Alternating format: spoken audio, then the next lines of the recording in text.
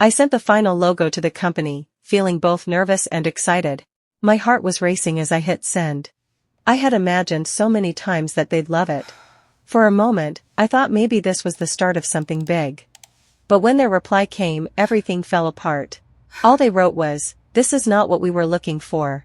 No explanation, no encouragement, just cold and short.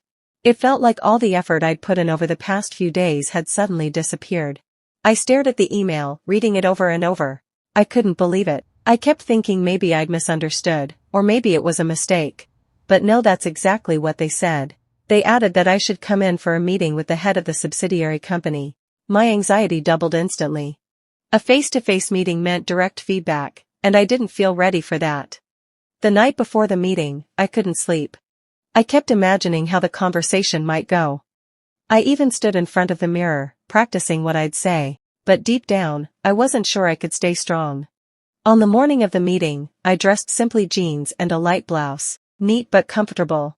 I looked at myself in the mirror and tried to smile, but it didn't feel real. When I walked into the office, a young man was sitting behind the desk. He looked calm and serious, like someone who didn't waste time. There was a short silence, then he said, "Sit." Just that one word made my heart pound. He didn't introduce himself. He just started talking, "This design is not our standard." That one sentence hit me hard. All the positive feedback I'd hoped for was replaced with cold criticism. His words were sharp. For a moment, my eyes filled with tears, but I blinked quickly so he wouldn't notice. I didn't want to seem weak. I nodded, trying to look calm and collected. Inside, I was falling apart. But I kept my face steady. That was all I could do. Then he explained what they wanted.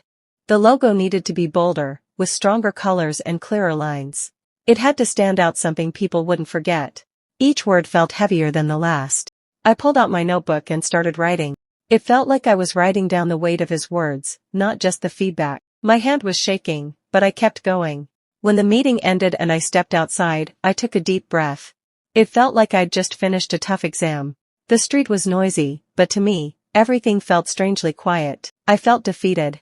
Like I hadn't lived up to their expectations. But somewhere inside, a small voice reminded me, this isn't the end. It's just one step in the journey. I told myself I'd redesign it stronger, better. Maybe these tough moments are what lead us to the real path. This is only the beginning of my story.